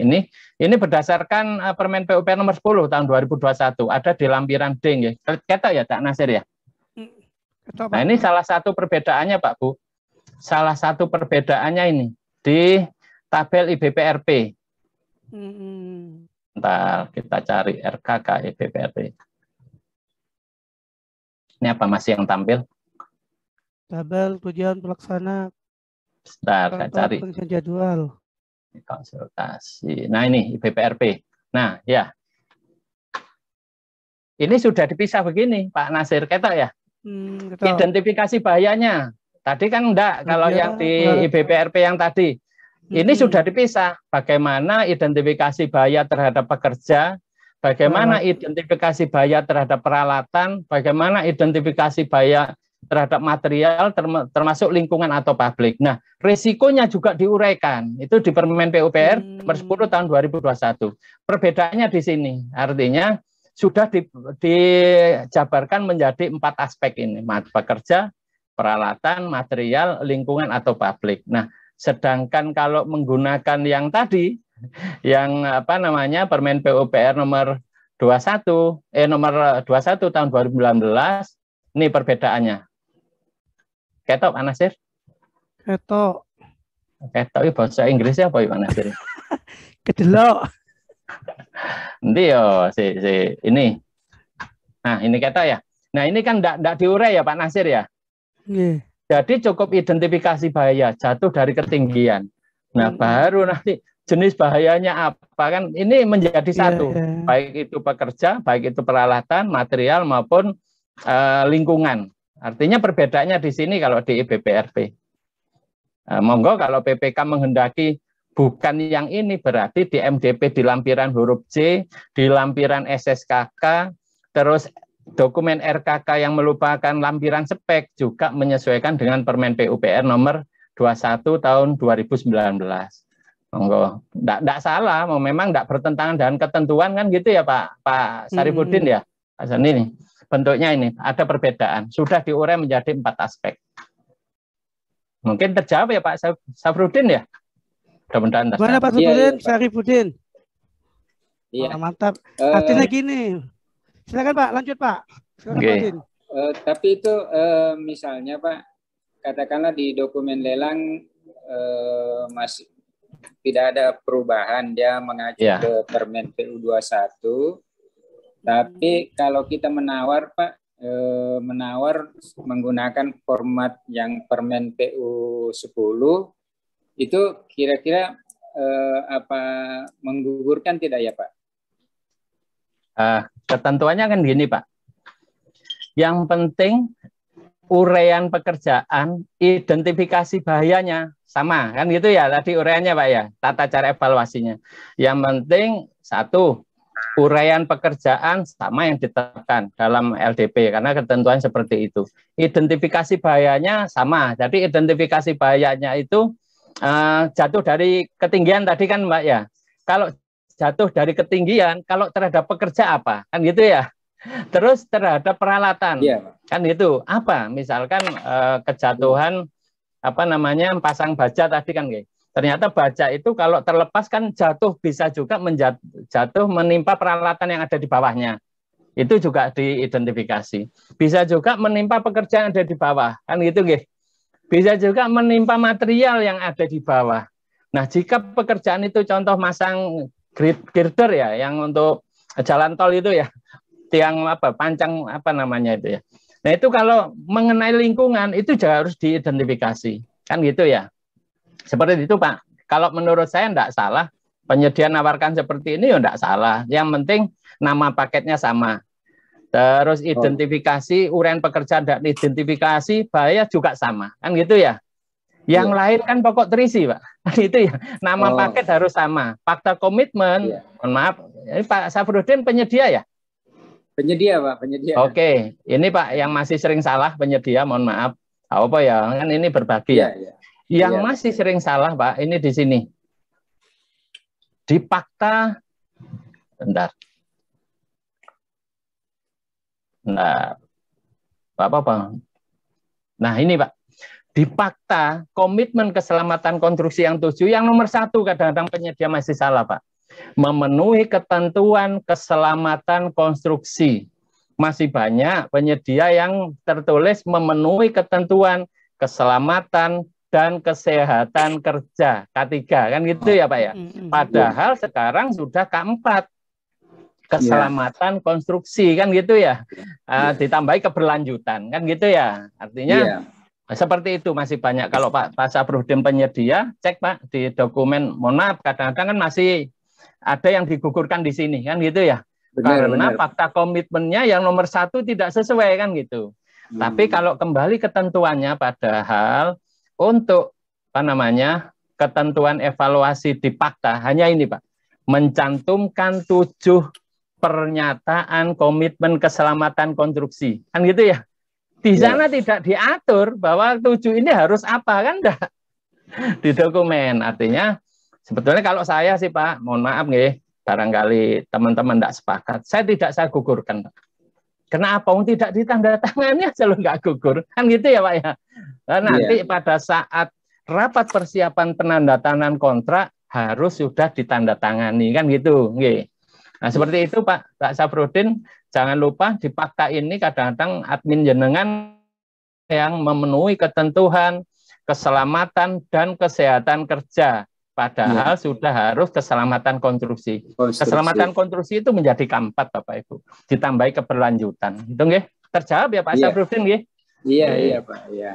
Terima kasih. Sama-sama. Artinya Pak Safrudin selaku penyedia ya harus berhati-hatilah dalam menyampaikan penawaran nih Pak ya. Perkalian sampai keparahan dan kekerapan ojo ngawur ya Pak Safrudin kayak tadi ditambah harusnya kan dikalikan 3 dikali 5 harusnya 15 itu risikonya sedang harusnya besar karena di atas 12. Oke, monggo. Oke. Kita lanjut dulu ke tapi sebenarnya ada raise hand dari Pak Eko nih. Sabar sebentar Pak Eko ya, kita ke chat dulu dari Pak Arifat Tuban. Beliau ngechat contoh kasus dalam materi Cak Mus dengan kejadian yang sering terjadi tentang isian yang tidak dinilai. Contohnya tuh, maksudnya minta contoh apa kira-kira yang simulasi lah mungkin beliau silakan. Ini sebetulnya di materi saya tadi Itu sudah ada nih. Jelas Tadi ya, sudah itu. dibahas dengan Pak Darwis kan Iya. ya. Contoh yang tidak dinilai. Ini contohnya, sebentar. IBPRP. Oke. Kelihatan Pak? Saya Yes. sudah share belum? Belum, Sudah. masih risiko. Coba Pak, klik lagi. Oh ini, sudah ya. Ini contoh kan ya. Apa yang tampil di layar ini adalah contoh kasus ini. Nih, kemungkinannya atau kekerapan ya, kalau di Permen PPW nomor 10 tahun 2021 itu kekerapan, kemungkinan itu 3 nilainya. Terus keparahan atau akibat, ini akibat 5. Harusnya kan perkalian ini. Harusnya 3 dikali 5 adalah 8 atau 15. Ini kan tertulis 8 ya Pak. Harusnya kalau 15 itu risikonya adalah sedang. Kan itu ya risikonya. Nah ini kan 8. Harusnya kan ini 15. 15 itu kan, mohon maaf, tinggi. Risiko tinggi kalau 15. Harusnya ini 15, ini harusnya tertulis tinggi. Nah ini sama dia, sama penyedia. Contoh kasusnya ditambahkan. 3 ditambah 5, 8.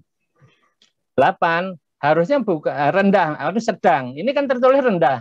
Karena 1 sampai dengan 4 itu risikonya kecil, 5 sampai 12 itu risikonya sedang, di atas 15 sampai 25 itu adalah risikonya tinggi. Maka harusnya ini tertulis 15, ini tertulis tinggi. Terus penilaian sisa risikonya. Harusnya kemungkinan atau kekerapannya 3. Keparahan atau akibat GA ini 3. Harusnya 3 dikali 3 kan 9 ya Pak Nasir ya. 3, 9, maka risikonya bukan 3, risikonya adalah sedang, karena risiko 5 sampai dengan 12 adalah sedang. Nah harusnya seperti ini contoh kasus kesalahan. Itu tidak dievaluasi, yang penting diisi kolom 4 sampai dengan kolom 15. Kan itu ya Pak Nasir ya. Itu salah satu contoh kasus, ini sudah kita contohkan. Terus misalkan kayak ini tabel ini. Pekerjaannya itu sebetulnya 1 bulan. Kan ini bulan ke ya Pak. Ternyata sampai ininya bulan ke-1, bulan ke-2, sampai bulan ke-11 misalkan. Itu tidak gugur, kan gitu ya Pak Nasir. Karena yang penting terisi, ketentuannya, substansi isian tidak dievaluasi. Mungkin menjawab, mudah-mudahan menjawab itu Pak Nasir. Ini contoh kasusnya seperti itu. Yang penting tersampaikan dokumennya Pak ya. Iya betul. Yang penting terisi. Salah atau tidak yang salah terisi. Benar, tidak nanti itu. Ya. Yang penting kayak elemen C tadi, dukungan keselamatan konstruksi kan ya harusnya kan ada 5. Ternyata dia hanya yang elemen C1 yang diisi, boleh, nggak salah memenuhi. Yang penting mudah-mudahan diisi. terjawab lah. Nah.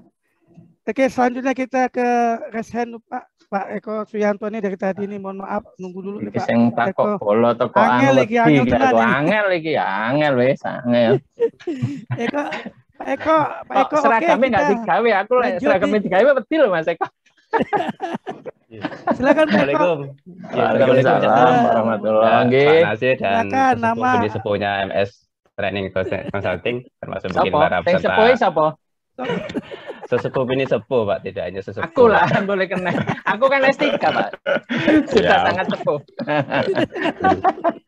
Izin ini memberanikan diri untuk resen karena tadi sudah terminator hadir. Kalau nggak resen takutnya diundang ke Surabaya mampir ke Teburus nanti ada saudara. Iya, engko lek aku mbak undang lenggone sampean tak buli maneh kayak wingi. Siap. Oke, siap. Yang pertama konfirmasi Jamus. Tadi disampaikan untuk tingkat risiko itu kan tidak terkait dengan nilai HBS-nya. Misalkan HBS-nya kebetulan tahun depan ini kami ada paket yang HBS-nya mungkin kurang lebih sekitar 15M yang sifatnya pekerjaan lanjutan. Jadi meskipun 15M nanti pekerjaannya di lantai 5 sampai dengan lantai 6, termasuk kemungkinan perlu peralatan yang tadi disebut pesawat angkut yang perlu crank. Itu otomatis kan untuk K3-nya kan minimal ahli media 3 tahun atau ahli utama 0 tahun. Nah, itu kira-kira apakah itu ada kalau risikonya besar nih? Karena tadi di atas 5 lantai dan menggunakan pesawat angkut Jamus. Jadi kemungkinan menurut kami itu masuk ke besar. Nah, ini untuk penetapan yang ahli K3-nya itu apakah mungkin ahli media 3 tahun pengalaman atau ahli utama 0 tahun pengalaman, itu kira-kira dominan yang mana terkait dengan nilai HBS yang sekitar 15M tadi. Bukan yang kedua, Ya, terus oke lanjut. Yang kedua mungkin agak nyebrang sedikit, tapi masih terkait dengan rencana paket kami yang tahun depan. Itu untuk nilai sekitar 15 M kan masuknya kualifikasi kecil atau mungkin sedang lah, kalau sampai 15 lebih. Dan untuk metode pelaksanaan itu tidak boleh dipersyaratkan oleh Pokja dan harus disusun oleh PPK. Nah, misalkan metodenya itu menyebutkan harus menggunakan crank, dalam arti nanti penyedia harus menyediakan crank. Itu masalah biayanya, itu kewajiban PPK untuk menyantumkan di RAP atau kewajiban penyedia sebagai metode pelaksanaan, Damus? Mungkin seperti itu, Pak. Oke, siap. Ambon, 2 berarti ya? Mantap tuh, berarti Pak. Yang kedua terkait AHSP. AHSP, oke siap. Yang pertama, tingkat risiko. Nah, kembali ke Permen PUPR nomor 10 tahun 2021 dulu, Pak Bu. Penetapan tingkat risiko itu sudah diatur. Ternyata, mohon maaf, sudah ditetapkan. Ada beberapa pekerjaan yang sudah ditetapkan. Oh iki ya, mohon maaf tak balik munggah. Ini ketok, Mas Eko. Oke, masuk Pak, kelihatan. Nah, berarti kan ini Pak, di Permen PUPR nomor 10 tahun 2021 di lampiran, ini di huruf C, di lampiran huruf C, jangan buka. Di Permen PUPR nomor 10 tahun 2021 bahwa di sana sudah ditetapkan seperti ini, Pak. Jika gedungnya di atas 5 lantai, kan itu ya, berarti masuk risiko keselamatan konstruksinya adalah besar, kan itu ya. Nah, untuk besar, menengah dan kecil itu kaitannya ke sini, Pak. Mohon maaf, Pak, cepat noe. Nanti ya tingkat risiko sebentar. Tak buka nasi. Saya gak mumet nggak tak pindah-pindah. Nah, ini sebentar saya tak share screen lagi. Oke, tahu Pak? Kelihatan? Pak, ya, masuk Pak, masuk. Oke. Boleh saya tak Polda ini wedi ya. Loh, itu tak anu kok balik sih. Sebentar. Itu, nah ini kata ya. Masuk Pak, artinya gini, kelihatan. Pak.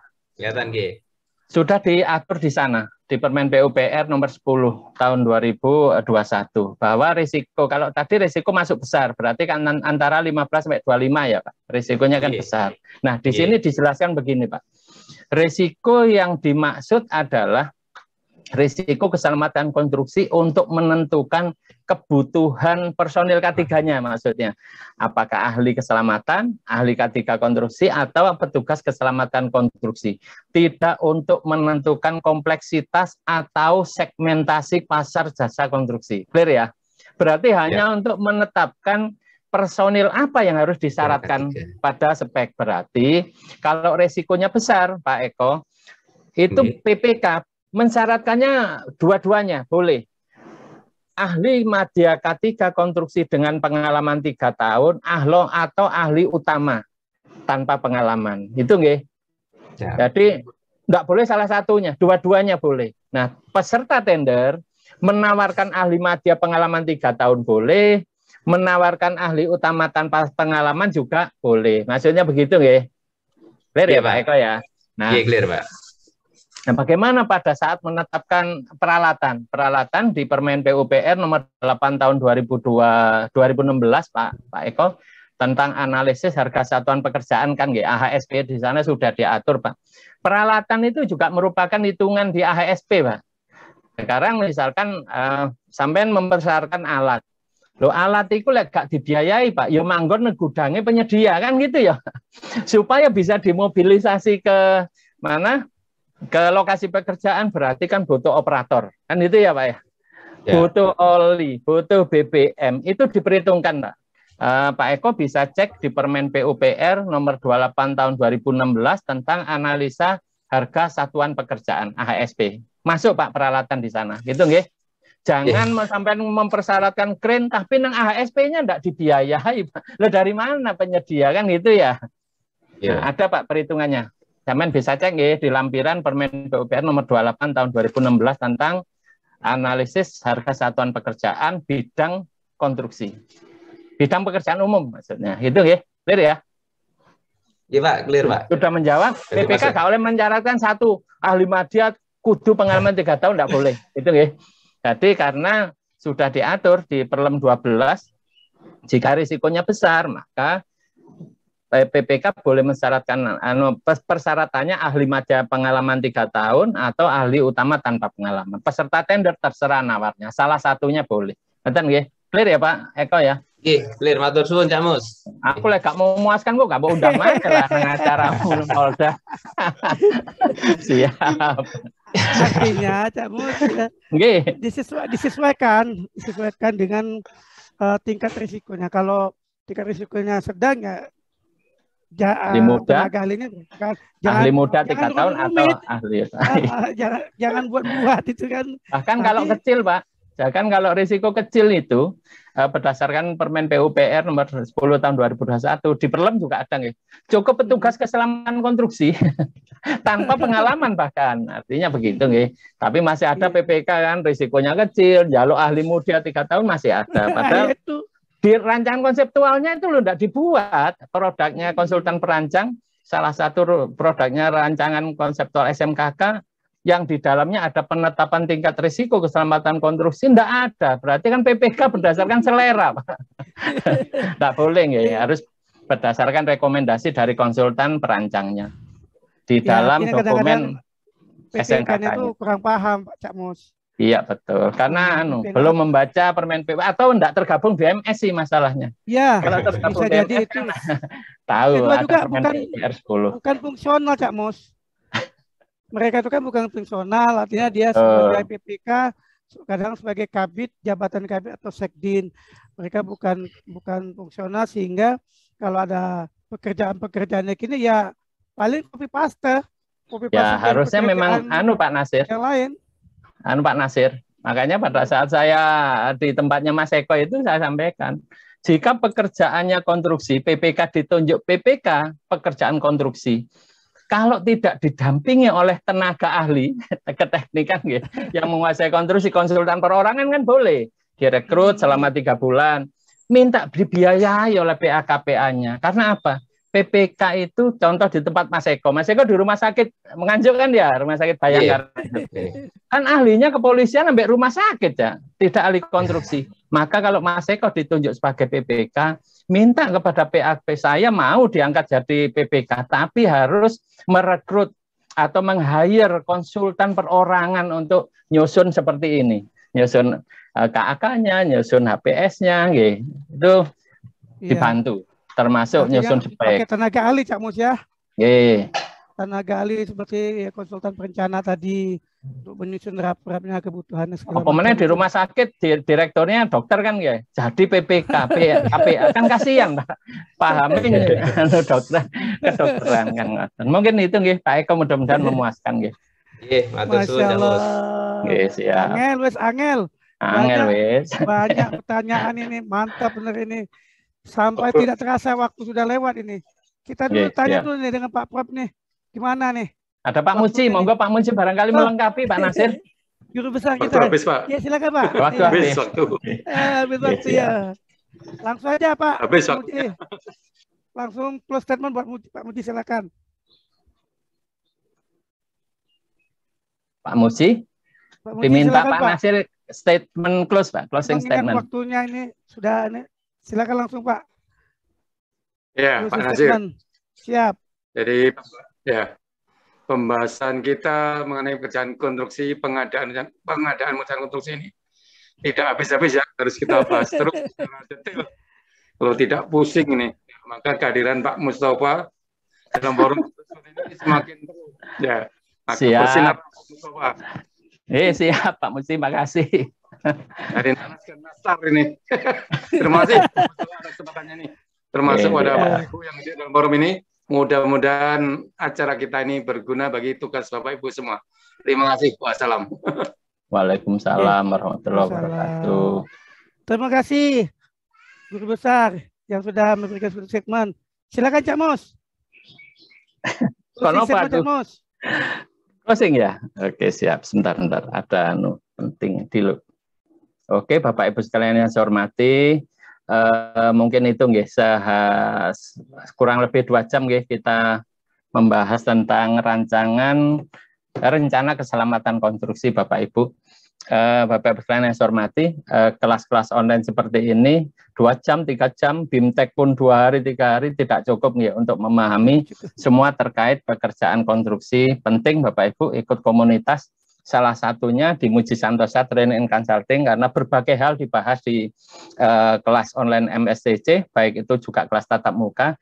Kalau ada teman-temannya entah itu Pokja atau PPK Pak Bu yang belum tergabung di kelas MS, sebaiknya diajak bergabung di kelas MS. Salah satunya membahas ringan, walaupun kayaknya ringan sih tentang RKK, wong evaluasi substansinya tidak dinilai. Ternyata UPPK untuk menetapkan RKK itu harus berdasarkan dokumen rancangan konseptual yang telah ditetapkan oleh konsultan perancangan. Artinya termasuk identifikasi bahayanya, termasuk resikonya, termasuk biaya penerapan SMKK-nya juga, penetapan tingkat resiko. Penting ya Pak Bu untuk belajar bersama. Saya menyampaikan materi tadi, mohon maaf ya jika ada hal yang kurang atau terlewat, itu semata-mata keterbatasan diri saya Pak Bu.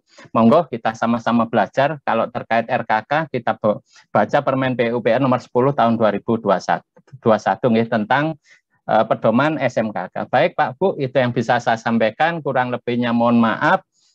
Katanya Cak Nasir, ikan sepat, ikan gabus, lebih cepat lebih bagus. Kan begitu Pak Nasir, saya kembalikan ke Pak Nasir. Terima kasih Cak Mus. Pak Prof Muktis masih hadir nggak nih? Masih ada nggak nih? Hadir, lanjut. Kalau ada tambahan silakan, Pak Prof. Lanjut, sudah. Ya. Kalau ada tambahan silakan, lanjut. Nggak ada tambahan? Cukup. Oke, siap. Terima kasih. Baik Bapak Ibu sekalian, peserta webinar pada hari ini, mungkin mengingat waktu ini memang pembahasan ini berjam-jam pun tidak pernah habis-habisnya. Kalau mau bicara masalah pengadaan ini tidak akan pernah habis Bapak Ibu. Maka bagi Bapak Ibu yang kurang puas karena Cak Mus kita bukan barang pemuas, yang belum puas silakan chat langsung ke WA beliau, konsultasi langsung ke beliau, sampaikan permasalahan terkait dengan pengadaan. Asal jangan permasalahan keluarga Cak Mus ya. Oh iya, jadinya tujuannya beda nanti. Baik Bapak Ibu, terima kasih sudah menyempatkan waktu untuk bergabung di grup webinar Pak Muji Santosa Consulting Training and Consulting ini.